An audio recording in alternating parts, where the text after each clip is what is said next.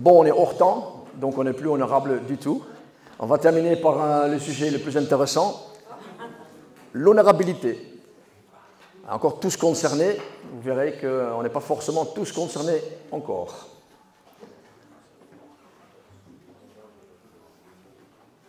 Bon, un petit historique dessus. C'est pas nouveau, l'honorabilité. Non, parce que toi, tu devais le savoir, toi. Donc, l'honorabilité existe depuis la mise en place presque des brevets d'État, dans les années 60, par M. Herzog. Et depuis que les cartes pro sont obligatoires, l'honorabilité, elle est de fait, parce que l'État le contrôle systématiquement pour tout moniteur professionnel. Qu'est-ce qui est nouveau? Mais ce qui est nouveau, c'est que l'État a souhaité de décliner tout ça au niveau des fédérations et au niveau du bénévolat. Donc je vous rassure, ce n'est pas la Fédération française qui a décidé de vous embêter et de récolter un tas d'informations sur l'honorabilité. C'est une commande et une obligation de l'État. Et ça depuis l'année dernière. Donc là-dedans, qui est concerné? Tout ce qui est encadrant et enseignant. Ce qui veut donc dire le niveau 4, les guides palanqués. À côté de ça, tout ce qui est E1 jusqu'à E4. Et sans oublier tout ce qui est arbitre, juge et entraîneur. Et puis, bien sûr, nos représentants. Avec représentants, qu'est-ce que l'on entend? Mais les présidents de club, trésoriers adjoints, les secrétaires, également les gérants des SCA.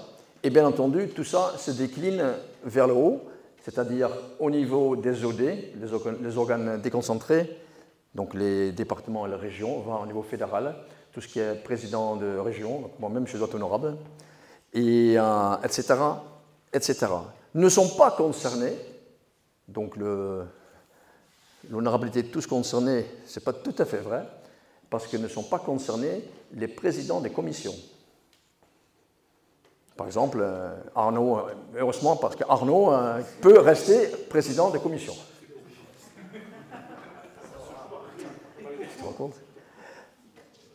Alors, comment ça se passe en clair? Dès lors de la prise de la licence, il y a une partie renseignement. Donc, c'est nouveau sur la licence. Ici, le oui est coché d'office par la fédération, puisque la fédération connaît votre niveau de plongée, sait si vous êtes encadrant ou enseignant. Donc, si le oui ici est coché, ça veut dire que vous devez renseigner la suite. Renseigner la suite, ça veut dire que ici, la case doit être cochée. Si la case n'est pas cochée, l'honorabilité ne marche pas. Et puis, on va vous demander, si vous êtes né en France ou à l'étranger, code postal et ville de naissance. Attention, ce que le fichier fédéral ne sait pas, c'est si vous êtes trésorier, secrétaire, président de club, etc., etc. Il appartient au président de club, quand il délivre la licence, de cocher en plus la case dirigeant. Parce qu'un secrétaire d'un club ou une trésorière d'un département peut très bien être au niveau 2 ou niveau 3 et ne pas être encadrant. D'accord? Donc, rôle du président du club. Bien sûr, on en parlera tout à l'heure, quelqu'un qui ne veut pas être honorable, il peut le refuser. Mais bon, on verra tout à l'heure la suite.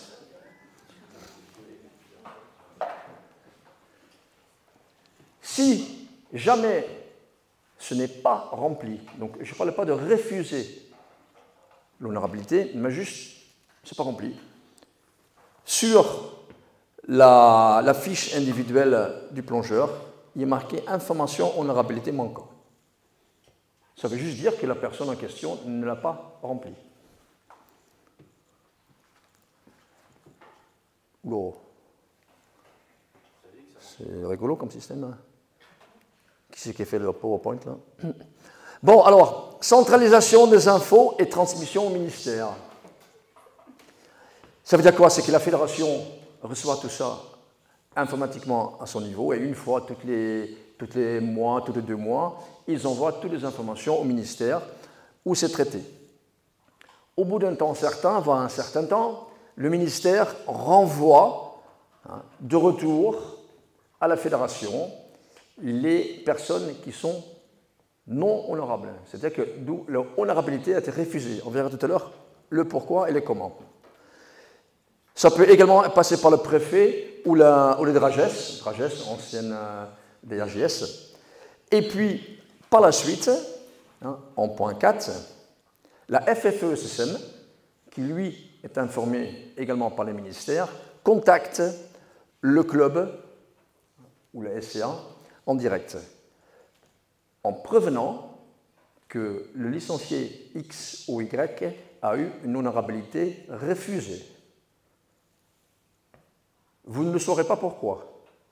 Uniquement 2 personnes à la fédération le savent, c'est le DTN et c'est le responsable honorabilité, qui est Valérie Félix, au comité directeur national. Donc il y a 2 personnes qui le savent.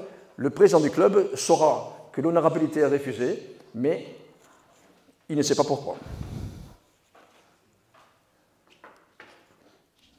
C'est vrai que... Et puis bien sûr, par la suite, un renseignement sur le profil du plongeur. On a vu tout à l'heure en rouge qui veut marquer honorabilité manquant. À ce jour, je ne vais pas vous dire qu'est-ce qui aura marqué si l'honorabilité est non respectée. Bon, il y a certainement marqué honorabilité non retenue ou quelque chose dans le genre.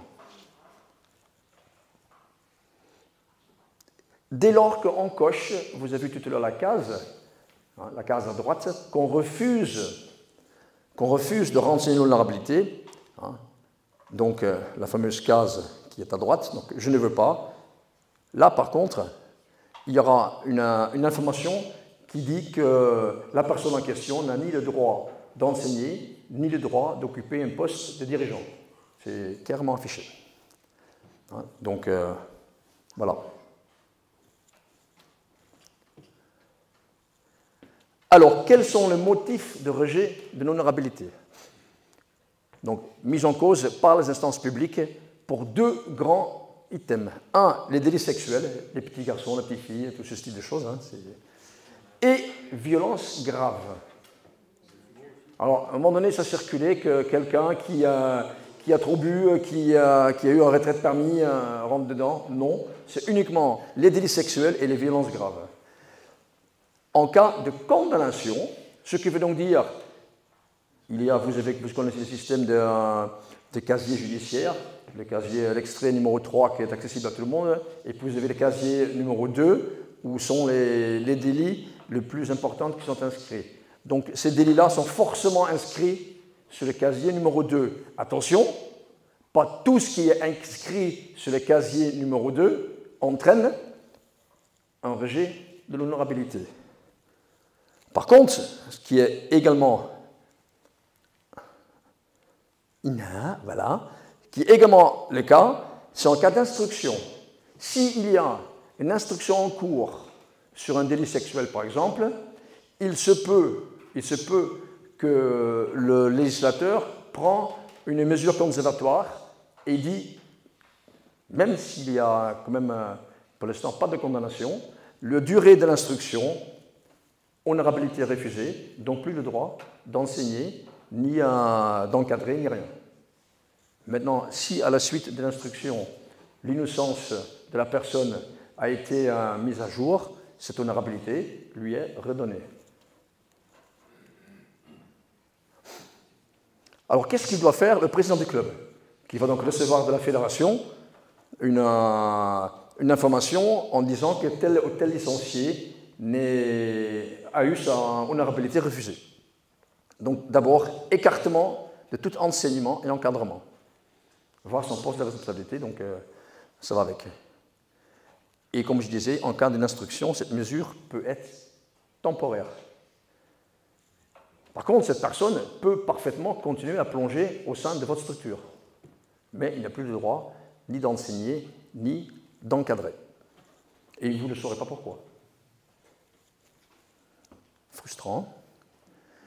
Alors, quelles sont les actions du président du club gérant SCA en amont, d'abord informer, donc il doit informer ses cadres lors de prise de la licence, hein, collecter les renseignements permettant de remplir la licence, puisqu'il y a des cases en plus à remplir, et puis bien entendu, il doit vérifier, dès lors qu'il reçoit un encadrant qui est déjà licencié, mais qui va encadrer dans le club où il est président, il doit vérifier sur le site si la personne en question a l'honorabilité valable ou pas. Donc voilà ce qu'on attend surtout des présidents de club sur la partie honorabilité. Bon, ça ne change pas vraiment foncièrement notre façon de travailler, c'est juste 2 cases de plus à remplir pour le président du club lors des prises de licence pour tout ce qui est moniteur, encadrant et des postes de responsabilité. Voilà, j'étais assez bref, monsieur le secrétaire. Bon.